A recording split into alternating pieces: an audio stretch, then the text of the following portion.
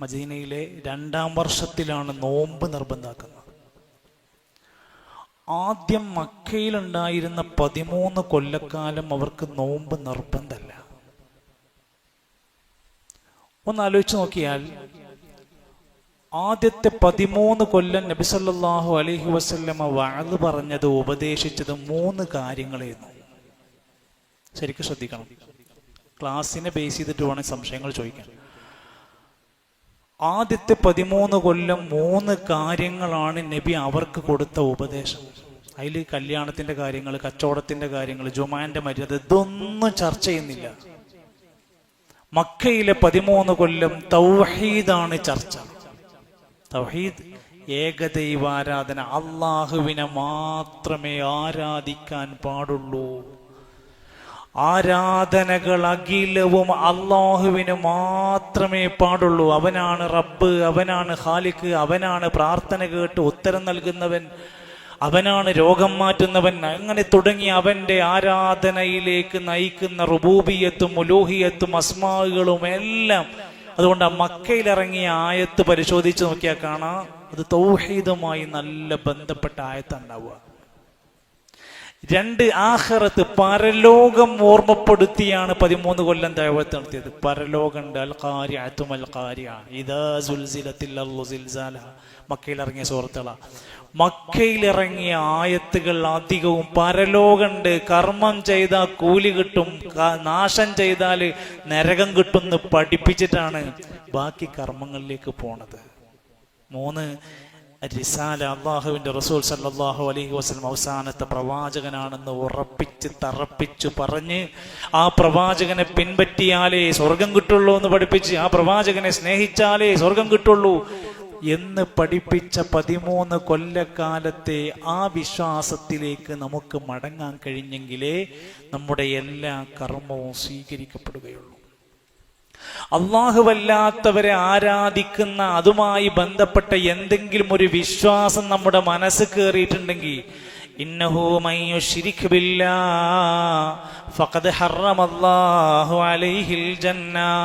ആരെങ്കിലും അല്ലാഹുവിൽ പങ്കുചേർത്താൽ സ്വർഗം അവന് നിഷിദ്ധമാണ്, കിട്ടൂല, സ്വർഗം അവന് കിട്ടൂല. ആരെങ്കിലും ശിർക്ക് ചെയ്താൽ ലയഹബതന്ന അമലുക, അല്ലാഹു അവന്റെ അമലെല്ലാം ബാത്തിലാക്കുന്നതാണ്. അമ്പിയാക്കന്മാരോ ഔലിയാക്കന്മാരോ സ്വാലിഹീങ്ങളോ ആരോ ആകട്ടെ, അല്ലാഹുവിനുള്ള വിശ്വാസ കാര്യങ്ങളിൽ പങ്കുചേർത്താൽ അവന്റെ കർമ്മങ്ങൾ പൊളിക്കപ്പെടും, അവൻ നരകാവകാശിയായി മാറും. അതുകൊണ്ട് മുഅ്മിനീങ്ങളുടെ അടയാളം ഇന്നമൽ മുഅ്മിനൂൻ, തീർച്ചയായും വിശ്വാസികൾ എന്ന് പറഞ്ഞാൽ ആമനൂ ബില്ലാഹ്, അല്ലാഹുവിനെ നേരെ വിശ്വസിക്കണം, വറസൂലിഹി, റസൂലിൽ നേരെ വിശ്വസിക്കണം. സുമ്മ ലം യർതാബു, പിന്നെ സംശയമുണ്ടാകാൻ പാടില്ലാത്ത വിധേന ഉറച്ചവരാകണം. വജാഹദൂ ബിഅംവാലിഹിം വഅൻഫുസിഹിം ഫീ സബീലില്ലാഹ്, അല്ലാഹുവിന്റെ മാർഗത്തിൽ ജിഹാദ് നടത്തുകയും ചെയ്യുന്നവരാകണം. വിശ്വാസം ശരിയാവണം. ഈമാൻ ശരിയാകാത്ത മനുഷ്യന്മാര് പിന്നെ ചെയ്യുന്ന കർമ്മങ്ങൾക്ക് പ്രസക്തി ഇല്ല എന്നാ പറഞ്ഞത്. അതുകൊണ്ടാണ് ചില മനുഷ്യന്മാർ യുദ്ധത്തിന് പോയി പെടഞ്ഞു വീണ് മരിച്ചപ്പോ ആളുകൾ പറഞ്ഞു ഷഹീദാണ്, നിബിതങ്ങൾ പറഞ്ഞു അവൻ നരകത്തിലാണ്. അതെന്ത് നബി? അവൻ ഞാനൊരു യോദ്ധാവാണെന്ന് കാണിക്കുക എന്ന വിശ്വാസത്തിലാണോ പോയത്? അത് നബിക്ക് വഹീന്റെ അടിസ്ഥാനത്തിൽ കിട്ടിയതാണ്, നമുക്കതറിയില്ല. അപ്പൊ ഒരാളുടെ മനസ്സിലെ ഈമാനിനെ സ്ഥിരപ്പെടുത്തിയാണ് അയാളുടെ കർമ്മങ്ങൾ തീരുമാനിക്കപ്പെടുക. അതുകൊണ്ടാണ് അല്ലദീന ആമനൂ, സത്യവിശ്വാസികൾ, വലം യൽബിസു ഈമാനഹും ബിദുൽമിൻ, അവരുടെ ഈമാനിൽ ഒരു അക്രമവും കേറി വരാത്തവരാണ്. ഉലൈക ലഹുമുൽ അംനു, അവർക്കാണ് നിർഭയത്വമുള്ളത്. ഈമാൻ ശരിയായോനാണ് യഥാർത്ഥ മുഅ്മിൻ.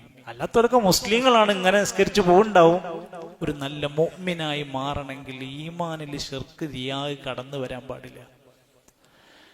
നോക്കൂ നിങ്ങൾ, റസൂൽ സല്ലല്ലാഹു അലൈഹി വസല്ലമയുടെ തുടക്ക കാലഘട്ടങ്ങളിൽ അവിടുന്ന് മുസ്ലിമീങ്ങളോട് ഖബർ സന്ദർശിക്കരുതെന്ന് പറഞ്ഞിരുന്നു. തുടക്കത്തിൽ ശ്രദ്ധിക്കുക, തുടക്ക കാലഘട്ടത്തിൽ ഖബർ സന്ദർശനം പോലും അവരോട് പാടില്ല എന്ന് പറഞ്ഞിരുന്നു. കാരണം അവർ ലാത്തയെയും ഉസ്സയെയും വിഗ്രഹങ്ങളെ ആരാധിച്ചിരുന്നൊരു കൗമായിരുന്നു. അതിന്ന് മതം മാറിട്ട് വന്ന ആൾക്കാരാ. അവരിപ്പോ ഏതെങ്കിലും ഖബറിലേക്ക് വിട്ടാൽ അവർ അവിടെ പൂജിക്കപ്പെടും.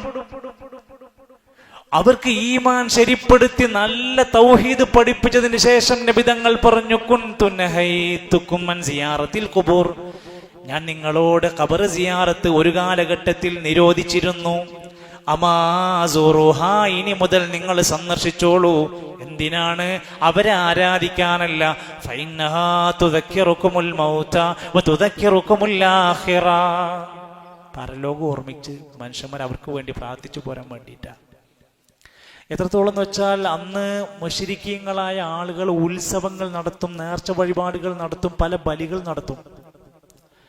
നബി സല്ലല്ലാഹു അലൈഹി വസല്ലമയോട് ഒരാൾ വന്ന്, സഹാബി വന്ന് പറഞ്ഞു, നബിയെ, ഞാൻ ഇങ്ങനെ ദുൽഖലൈസ് എന്ന് പറയുന്ന സ്ഥലത്ത് ആ കല്ലിന്റെ അവിടെ പോയിട്ട് ഞാനൊരു ആടിനെ ബലി അറുത്തോട്ടെ.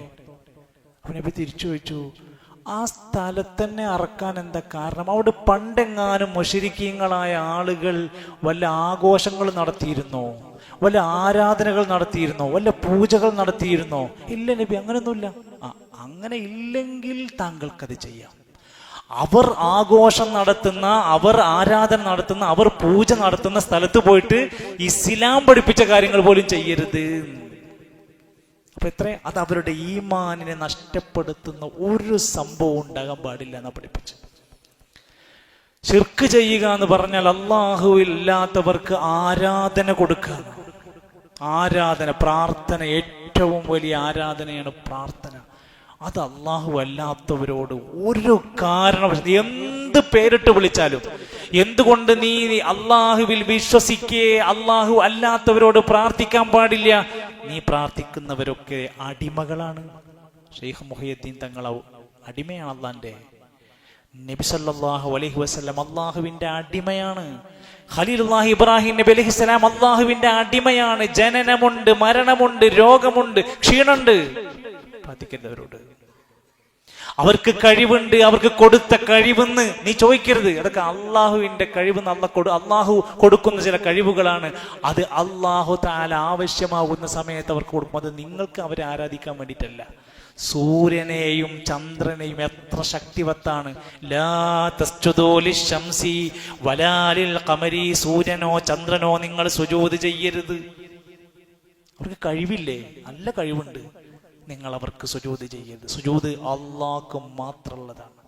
ഈ ലോകത്തൊരു മനുഷ്യൻ മറ്റൊരു മനുഷ്യന്റെ മുമ്പിൽ സുജൂദ് ചെയ്യാൻ പറയുമായിരുന്നുവെങ്കിൽ ഭാര്യയോട് ഭർത്താവിന്റെ മുമ്പിൽ സുജൂദ് ചെയ്യാൻ പറയുമായിരുന്നു. പറഞ്ഞില്ല. അത് ഇബാദത്താണ്, അത് അള്ളാഹ്ക്ക് മാത്രമുള്ളതാണ്. നേർച്ചകൾ, വഴിപാടുകൾ, ബലിയറുക്കൽ, ഫസല്ലി ലിറബ്ബിക വൻഹർ, നീ റബ്ബിന് വേണ്ടി നിസ്കരിക്ക്, റബ്ബിന് വേണ്ടി ബലിയറുക്ക്.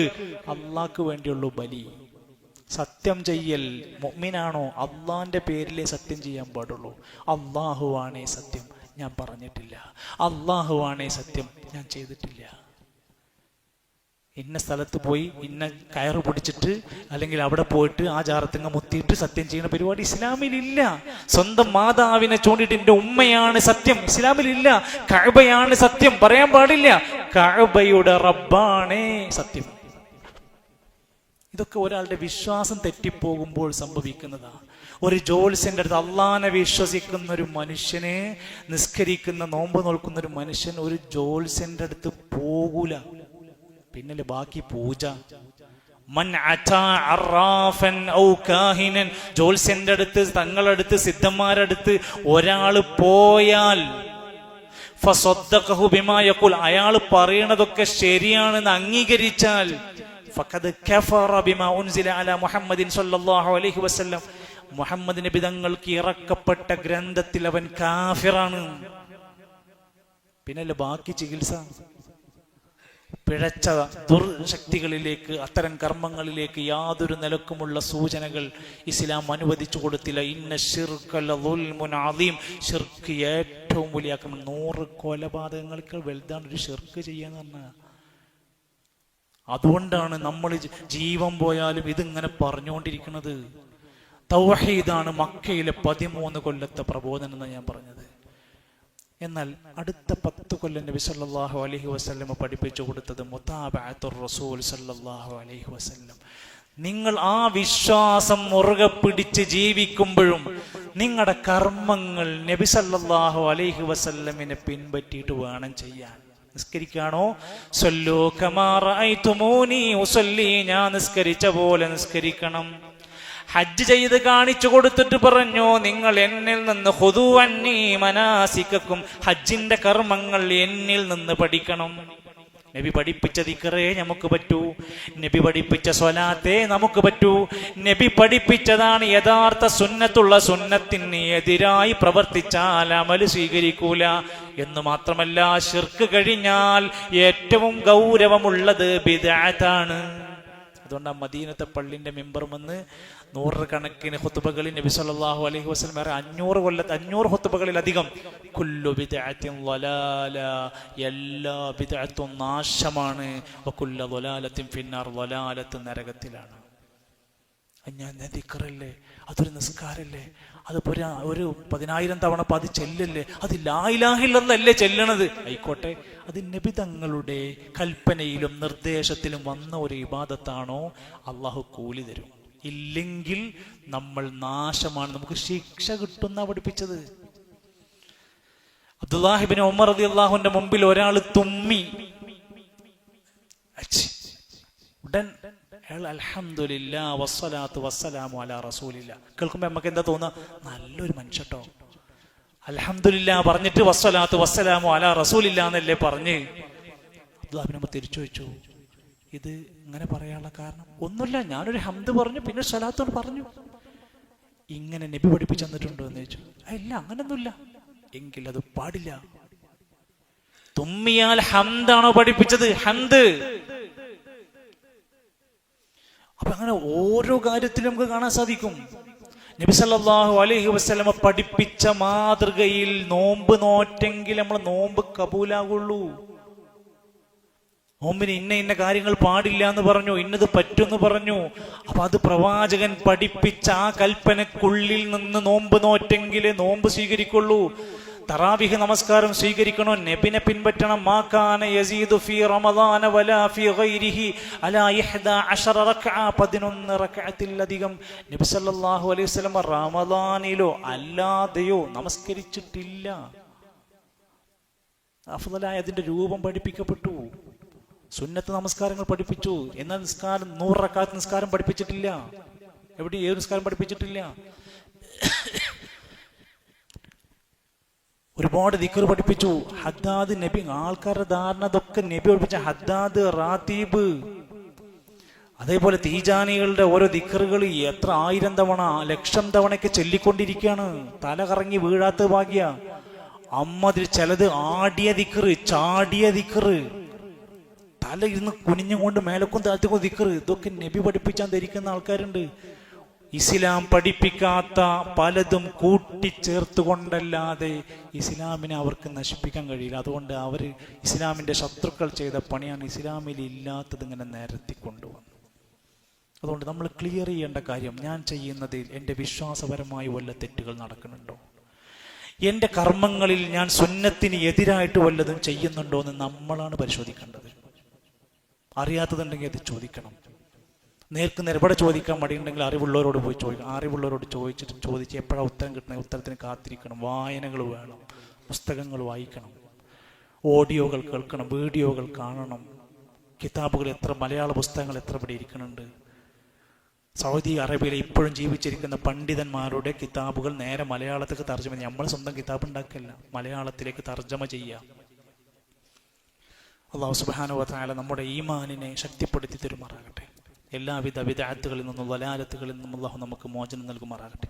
വസല്ലല്ലാഹു അലാ നബിയിനാ മുഹമ്മദ് വൽഹംദുലില്ലാഹി റബ്ബിൽ ആലമീൻ.